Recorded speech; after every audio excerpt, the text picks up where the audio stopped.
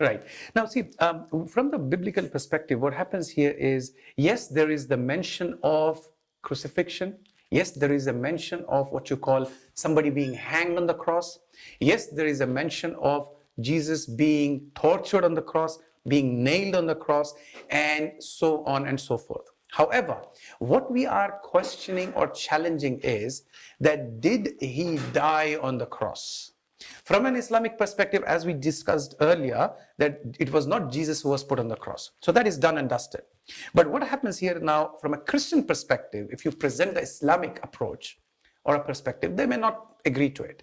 So what we got to do is we got to go to the Bible and read through the Bible and see, okay, if you believe in the Bible, then let's examine the Bible itself. The biblical narrative about Jesus, peace be upon him, being put on the cross, dying, and rising up on the third day. So let us now look at that.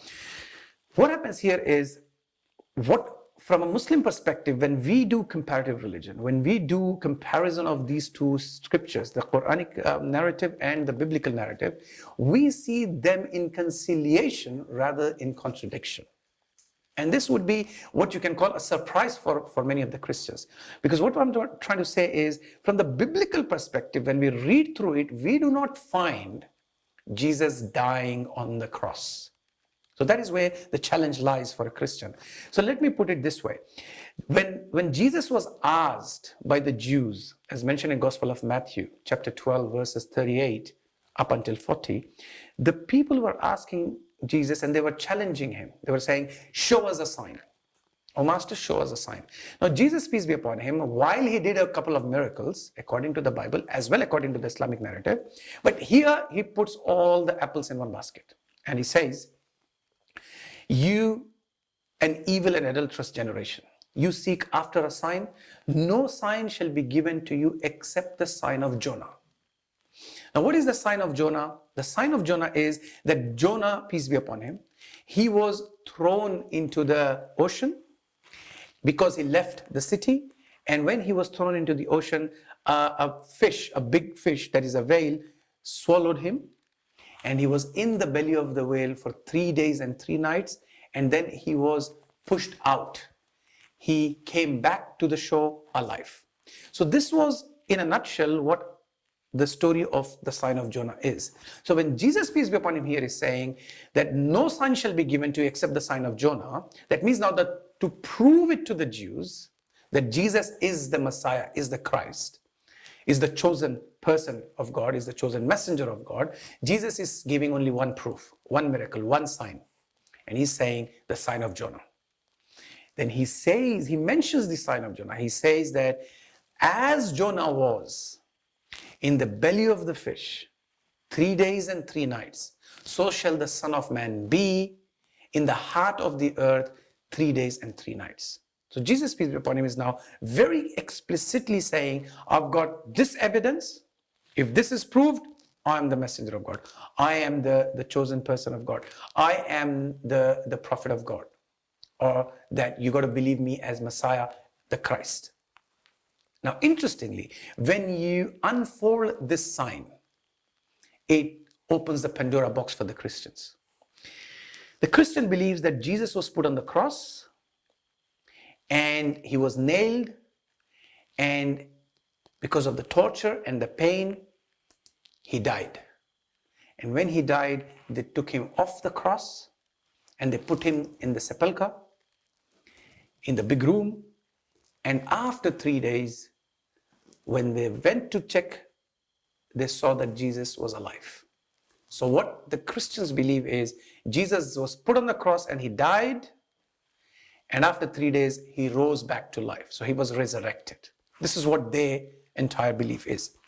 Now, the interesting or the challenging part, as I said, is from the sign of Jonah, Gospel of Matthew, chapter 12, verse 38 to 40, Jesus says, the sign is that as Jonah was in the belly of the fish, so shall the Son of Man be in the heart of the earth.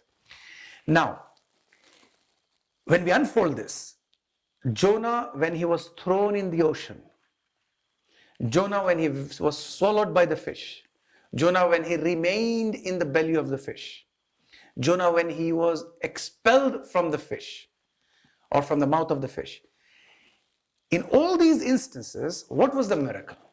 See, if I and you are thrown in the ocean, and if the fish swallows us, we die. The miracle of the Jonah, or the story of Jonah, or the sign of Jonah is that he didn't die. That's exactly what the miracle is all about. And the miracle is that he remained alive for 3 days in the belly of the fish. That is what the miracle is. We might be alive in the ocean for 3 days, but not in the belly of the fish. That's the miracle there. But if somebody died in the belly of the fish, that's not a miracle. That is a natural phenomenon. That's going to happen. So the miracle of the sign of Jonah is when he was thrown into the ocean, he was alive.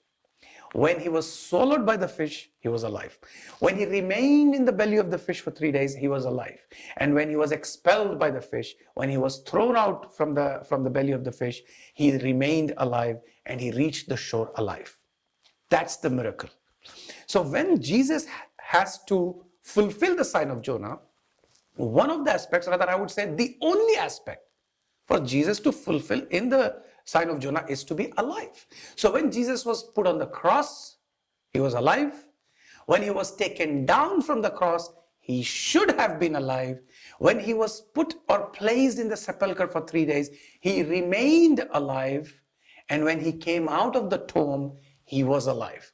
That's when the sign of Jonah matches.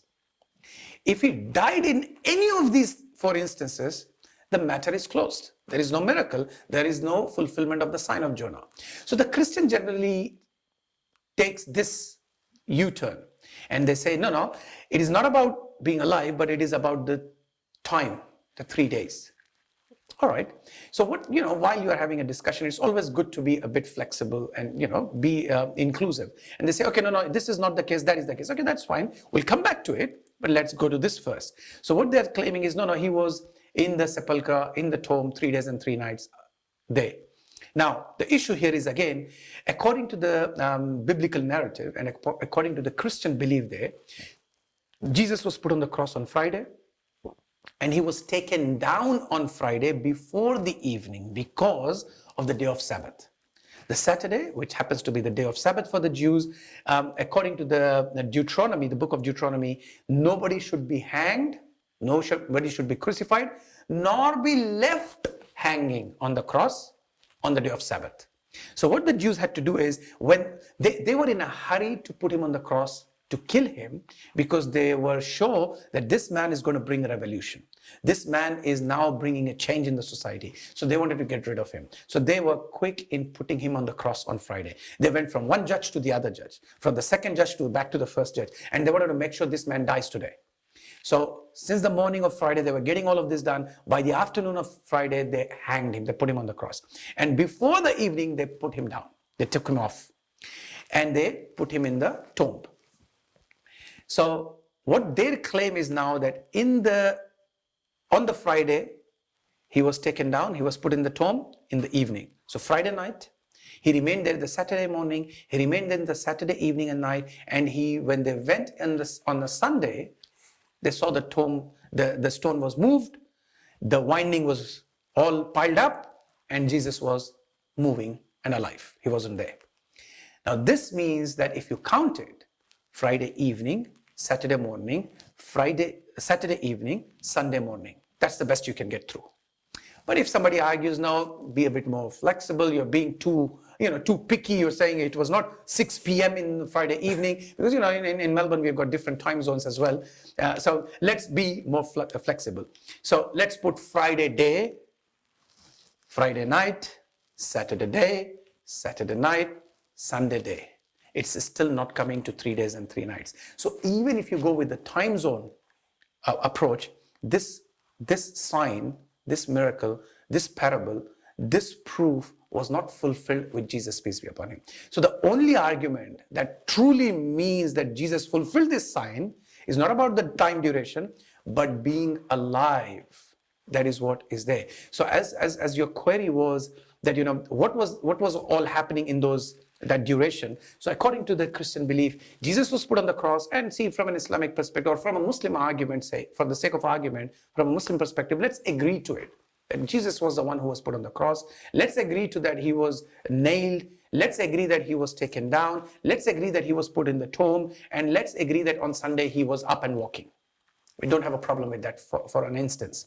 But the query, the challenge here is for Jesus to fulfill the Gospel of Matthew chapter 12 verse 38, to fulfill the sign of Jonah, to fulfill the claim that Jesus is making, is only possible if Jesus was alive in all this duration. Jesus never died on the cross.